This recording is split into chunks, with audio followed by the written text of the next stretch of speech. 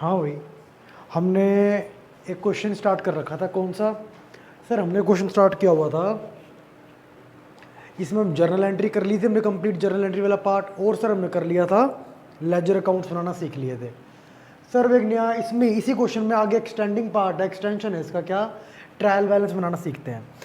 यार ये 2 मिनट का काम है, कोई ज़्यादा खास बात नहीं है। थोड़ा सा आपको मैं क्या समझा दूँ, इसका बेस क्या है समझना। ये समझो पहले क्यों बनाते हैं हम, है ना। एक बात बताऊँ, लेजर अकाउंट्स में हम बैलेंसेस लिखते हैं। हाँ सर, सर बैलेंस कैसे? समझो इस बात को, ध्यान से समझो। सेल्स अकाउंट का बैलेंस निकला, रेंट अकाउंट का बैलेंस निकला, कमीशन अकाउंट का बैलेंस निकला, ठीक है। ये बैलेंसेस लिखते हैं। ये बैलेंसेस को यहाँ पे पोस्ट करेंगे हम, मतलब यहाँ पे लिख देंगे इसी बैलेंस को। सर कैसे लिखेंगे, कैसे? समझ नहीं आया सर, मेरी बात सुनो। अपने जर्नल एंट्री करते हैं, हाँ जी। जर्नल एंट्री में कोई भी चीज़ डेबिट करते हैं तो क्रेडिट हाथों हाथ हो जाती है। Rent account debit to cash, cash account debit to sale, purchase account debit to Raghu. मतलब डेबिट और क्रेडिट दो इफेक्ट पड़ते हैं, तभी हम कहते हैं हमारा जो बुक्स ऑफ अकाउंट्स है ये ना डबल आस्पेक्ट कॉन्सेप्ट पे बेस्ड है। मतलब क्या सर ये डबल आस्पेक्ट कॉन्सेप्ट? अरे डबल आस्पेक्ट कॉन्सेप्ट का मतलब होता है कि हर ट्रांजैक्शन के दो इफेक्ट पड़ेंगे। कैसे सर? मान लो cash account debit to capital है, इसको कितने अकाउंट में पोस्ट करते हैं सर दो में, क्योंकि दो वर्ड्स लिखे हैं। कैश में लिखेंगे टू कैपिटल, कैपिटल में लिखेंगे बाय कैश। मतलब हर एक एंट्री के दो इफेक्ट पड़ेंगे, मतलब दो अकाउंट में जाएगी एंट्री। यही होता है क्या डबल आस्पेक्ट कॉन्सेप्ट, या इसको ड्यूल आस्पेक्ट कॉन्सेप्ट भी बोलते हैं। डबल इफेक्ट पड़ता है सिंगल एंट्री का, तभी तो हमारी जो बुक्स होती हैं अकाउंट्स बेस्ड होती है डबल एंट्री सिस्टम। मतलब एंट्री भले ही एक कर रहे हैं बट उसके इफेक्ट दो अकाउंट में शो होंगे, ठीक है। हाँ जी सर। अच्छा अब एक बात बताओ, जैसे डिस्काउंट अलाउड अकाउंट है, ठीक है, या चलो एक काम करते हैं, ड्राइंग्स अकाउंट है। अच्छा सर ड्राइंग्स अकाउंट है, इसकी एंट्री क्या कर रखी है? Drawings account debit to cash, cash में बाय ड्राइंग्स किया होगा, हाँ जी सर, और कैश का भी बैलेंस निकाला होगा। मान लो कैश का बैलेंस सही निकल गया, कोई दिक्कत नहीं हुई। हमने ना अकाउंट्स का बैलेंस ये जो निकाल रहे, क्या गलतियाँ होती है इसमें, हम इसको बोलते हैं अर्थमेटिकल एरर, मतलब calculation mistake. Sir calculation mistake कैसे हो जाएगी? मान लो ये 5000 और 1200 है, कितने हो गए? 6200। लेट से मैंने गलती से ना यहाँ पे लिख दिया 7200, कोई दिक्कत नहीं, यहाँ पे बैलेंस में सही करिए, कोई दिक्कत वाली बात नहीं है। लो 6200 लिख दिया, गलती होगी मेरे से, तो यहाँ पे तो कोई पता नहीं लगेगा मेरे को, यहाँ पता लग जाएगा इस गलती का। पता है कैसे? देखो मेरी बात सुनो, इसमें हम सारे अकाउंट्स के जितने भी बैलेंस होते हैं ना, उस बैलेंस को राइट डाउन करेंगे। किसको करेंगे राइट डाउन? हम बैलेंसेस को, ठीक है। हाँ समझना, तो राइट डाउन करेंगे हम बैलेंसेस को, ठीक है। अच्छा अब इस बात को समझो, जैसे जैसे हम इसमें अकाउंट में बैलेंस को राइट डाउन करते जाएंगे ना, समझो इस बात को। अब एक काम करो, कॉपी में जो तुमने ये लेजर अकाउंट्स नोट करे हैं ना, इसको खोल लो एक बार, ठीक है। अच्छा अब इनके बैलेंसेस लिखने हैं, इसमें तुम्हें समझ में आएगा कौन सी चीज़ एसेट होती है, कौन सी चीज़ लाइबिलिटीज़ होती है, कौन सी चीज़ क्या होती है इनकम एक्सपेंस, सब कुछ समझ में आ जाएगा इसमें तुम्हें, ठीक है। समझना कैसे? सर पहला अकाउंट बनाया हमने कैश अकाउंट। सर कैश क्या है यार? कैश का हमें बेनिफिट ही बेनिफिट है, जहाँ मर्जी जगह यूज़ कर सकते हैं हम, कहीं इन्वेस्ट कर सकते हैं, मतलब हमें बेनिफिट देने वाली चीज़ है। जो भी चीज़ हमें हमारी कंपनी या बिजनेस में बेनिफिट देने वाली पड़ी है ना, उसको हम बोलते हैं एसेट। क्या बोलते हैं? एसेट। और सर हमने अकाउंटिंग इक्वेशन मेथड से जो जर्नल एंट्री फॉर्म करते हैं उसमें एक चीज़ सीखी थी कि एसेट का बैलेंस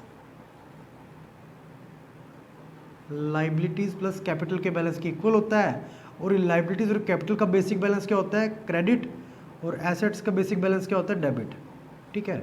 अच्छा सर कैश क्या है? एसेट है। कितना बैलेंस निकाला था आपने? देखना सर 64,750। ये मतलब क्या है? इतना कैश हमारे पास पड़ा है, और कैश एसेट है। मैं दो बातें बोलता हूँ, देखना सेम लगेगी आपको। 64,750 रुपीज़ कैश पड़ा है, मतलब क्या मैं इसको ऐसे बोल सकता हूँ 64,750 रुपीज़ डेबिट है? हाँ सर कैश के एसेट है, एसेट का बैलेंस क्या होता है अभी बताया आपने? डेबिट। इसका मतलब मैं बोल सकता हूँ कि 64,750 रुपीज़ डेबिट में पड़े हैं। सर डेबिट में डाल दो, फिर कोई दिक्कत वाली बात नहीं है, यही करना है यहाँ पे। 64,750 डेबिट में पड़ा है। क्या लिखेंगे सर? किसकी वजह से है? कैश अकाउंट की वजह से, ठीक है सर। सेकंड अकाउंट क्या बनाया, कैपिटल अकाउंट। सर ये देखो मैंने क्या बताया आपको, लाइबिलिटीज और कैपिटल दोनों का बैलेंस क्रेडिट है। अब कैपिटल कितनी पड़ी है हमारी, सर 80,000 पड़ी है, 80,000 क्या बैलेंस आएगा, क्रेडिट। अब एक बात को कंफ्यूज मत होना, तुम्हें एक चीज़ बता दूं मैं, सर आपने 64,750 रुपीज़ डेबिट में लिखा है, बट वहाँ तो हमने बाय बैलेंस शीट क्रेडिट में दिखाया है। अरे यार मैं तुम्हें यही तो कह रहा हूँ, वो तो हमने बैलेंस करने के पर्पज से दिखाया है। एक्चुअली तो हमारे पास अभी भी पड़ा है 64,750 और कैश पड़ा है। कैश का बैलेंस क्या होता है, डेबिट, क्योंकि एसेट है। तो हमें इसके बेसिक बैलेंस को लेके चलना है। उसको डेबिट में दिखाया, अकाउंट में क्रेडिट में दिखाया, उसको मतलब नहीं है। इसका बैलेंस क्या है, डेबिट है, क्यों, क्योंकि एसेट है। तो एसेट के बैलेंस के हिसाब से चलना हमें। वो तो सर हमने इक्वल करने के पर्पज से दिखाया था, क्योंकि जर्नल एंट्री इक्वल करते हैं डेबिट क्रेडिट, तो अकाउंट की साइड भी इक्वल होनी थी, तो करके हमने दिखा दिया। बट एक्चुअल बैलेंस तो 64,750 कैश का ना, जो कि डेबिट होता है। अच्छा ठीक है सर, ये भी समझ में आ गया। ये है कैपिटल अकाउंट, क्या है, कैपिटल अकाउंट। अच्छा थर्ड क्या बना, परचेज। सर परचेज हम गुड्स करते हैं, या तो ऐसे मान लो कि परचेज कर रहे हैं गुड्स, और गुड्स कल को बिकेंगे, तो एसेट है हमारी, क्योंकि कल को बिकेंगे तो बेनिफिट देगी जाएगी। या फिर एक और तरीका कर सकते हो, परचेज कर रहे हैं तो कैश जा नहीं रहा हमारे पास से। हाँ सर, जिस भी चीज़ से कैश जाता है ना, नॉर्मली उसको एक्सपेंस बोलते हैं। एक्सपेंस का बैलेंस भी क्या होता है, डेबिट। तो मैं लिख सकता हूँ क्या,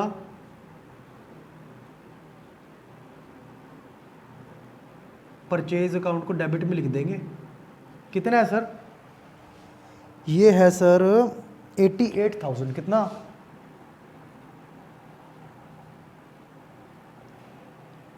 88,000, ठीक है। फिर मशीनरी, सर मशीनरी का बैलेंस है 4,000 रुपये। मशीनरी क्या है सर, सर बेनिफिट देगी हमें, क्यों, प्रोडक्शन बढ़ाएगी हमारी। हाँ बेनिफिट देगी, तो क्या है, एसेट है। एसेट का बैलेंस डेबिट, 4,000 रुपये डेबिट है।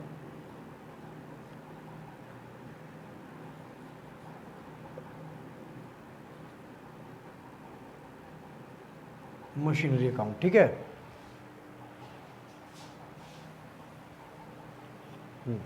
अब समझना, मशीनरी के बाद क्या, रघु। सर रघु से हमने उधार माल खरीदा था या बेचा था, इसको पहले ये देखो। सर हमने रघु से उधार माल, आपको देखो सर हमने उधार माल खरीदा था रघु से। अच्छा उधार माल खरीदा मतलब उसकी पेमेंट अभी करनी बकाया, उसको करनी है, मतलब कल पेमेंट करूंगा इसको मैं। जिस भी चीज़ को कल पेमेंट करनी बनती है वो आज मेरी लाइबिलिटी होती है। लाइबिलिटी का बैलेंस सर क्रेडिट, कोई दिक्कत नहीं है। रघु अकाउंट, क्रेडिट में कितने लिखूं सर मैं, सर रघु अकाउंट में ना एक बड़ा धाकड़ मैजिक हुआ है, इसमें दोनों बैलेंस हो गए, मतलब बैलेंस निकालने की जरूरत ही नहीं पड़ी इसमें। जितना पेमेंट बनती थी उतनी कर दी मैंने पेमेंट इसको। दिलीप, सर दिलीप में बैलेंस निकला हमारा, दिलीप भी क्रेडिटर ही था, मतलब इसको पेमेंट करनी थी कल को हमने। और सर दिलीप का 15,000 का बैलेंस है, क्योंकि पेमेंट करनी है तो लाइबिलिटी है, तो 15,000 रुपये लाइबिलिटी में दिखा दिया हमने, ठीक है। अच्छा ये भी समझ में आ गया। दिलीप के बाद कौन सा अकाउंट बनाया है, परचेज रिटर्न अकाउंट। कौन सा अकाउंट बनाया है,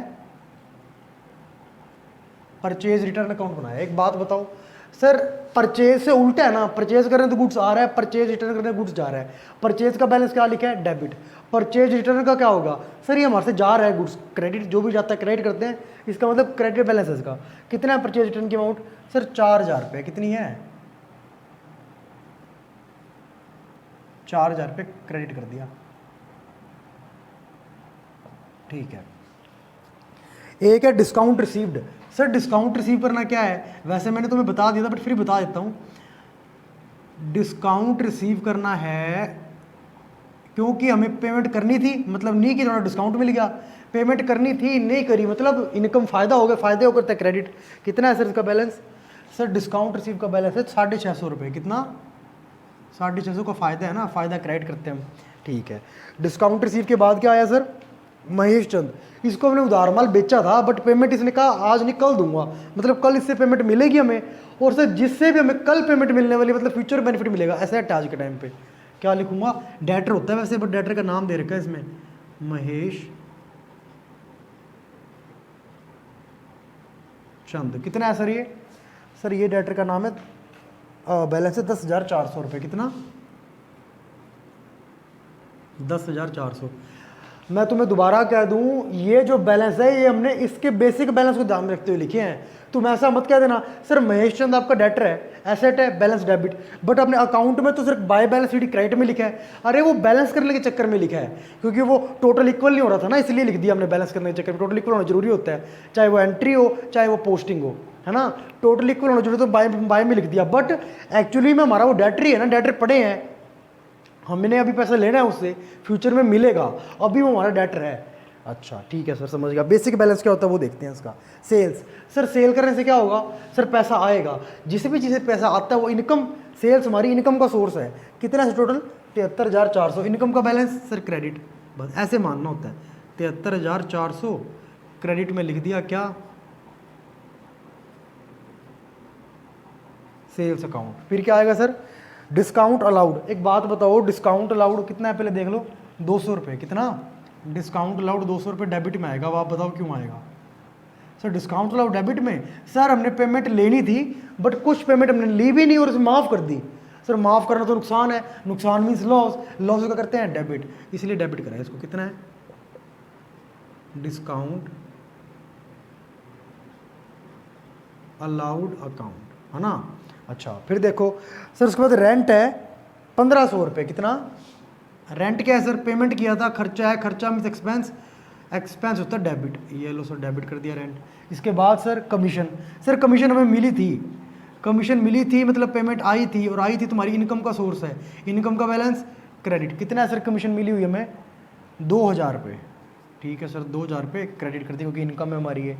ड्राइंग्स, सर ड्राइंग को मैंने क्या बताया था, यहाँ तो आप ये मान लो ओनर का बैलेंस क्या कर दिया हमने, डेबिट करते हो, डेबिट बैलेंस ऐसे मान लो, या फिर बिजनेस के गले से बिना मतलब के 5000 10,000 6200 रुपये चले गए। सर 6200 बिना मतलब के चले गए, हाँ मतलब उसके बदले बिजनेस में कुछ आया क्या, नहीं, मतलब लॉस है, लॉस का बैलेंस क्या होता है, डेबिट। क्योंकि देखो जनरली कोई भी एक्सपेंस हम करते हैं या कुछ भी होता है ना, उसके बदले बिजनेस को आ रहा होता है। जैसे मान लो रेंट पे किया तो क्या हुआ, 1 साल का हमें बिजनेस में जो जिसकी हमने चीज़ जो भी ले रखी थी, बिल्डिंग कोई भी या कोई भी एसेट, उसको यूज़ करने का अधिकार आ गया ना हमारे पास, तो करके रेंट कोई दिक्कत नहीं, बिजनेस का खर्चा था दिखा दिया। ड्राइंग्स गले से जो पैसे निकाले उसके बदले में क्या आया, कुछ नहीं आया बिजनेस, मतलब सर ये तो फिर लॉस ही हो गया, जैसे डिस्काउंट अलाउड है, हाँ बिल्कुल वैसा ही लॉस होता है। ठीक है सर लॉस हो गया बिजनेस को, कितना सर टोटल 6200 का हुआ है। कितना हुआ है, 6200 का। अब देखना एक बार,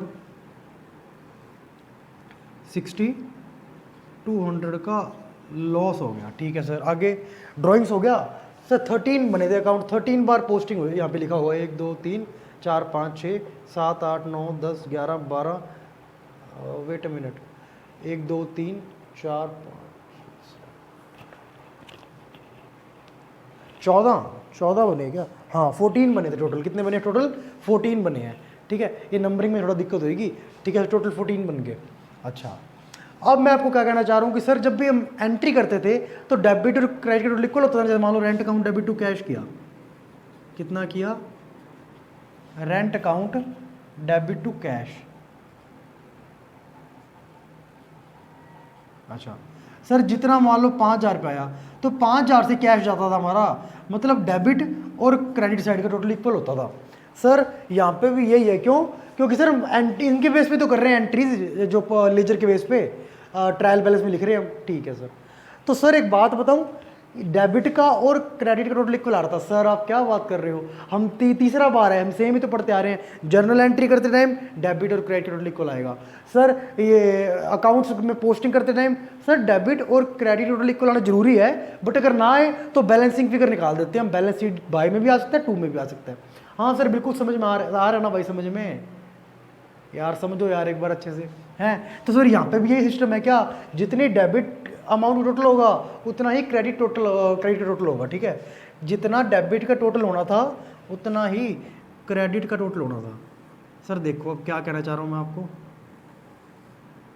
अगर ये टोटल सेम आ गया तो मतलब हमने जर्नल एंट्री से लेजर में पोस्ट करते टाइम कोई भी साइड की गलती या अमाउंट की गलती नहीं करी। ठीक है पहले देखिए टोटल कितना आ रहा है, ये 15 है ना, हाँ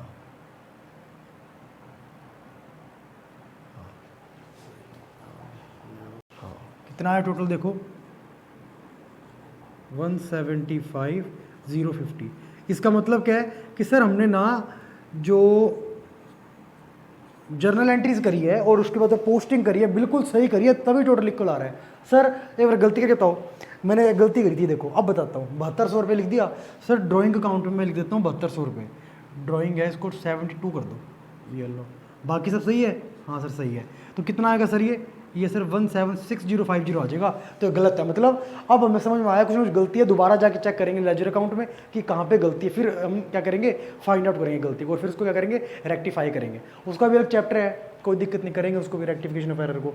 बट अभी तक इतना समझो कि ये क्यों बनाते हैं, ताकि डेबिट और क्रेडिट टोटल इक्वल आता है ना, इसका मतलब पता है क्या है, कि हमने जर्नल एंट्रीज और उसकी पोस्टिंग इन लेजर बिल्कुल सही करी है, उसकी पोस्टिंग इन लेजर, उसकी पोस्टिंग लेजर बिल्कुल सही करी है, ठीक है।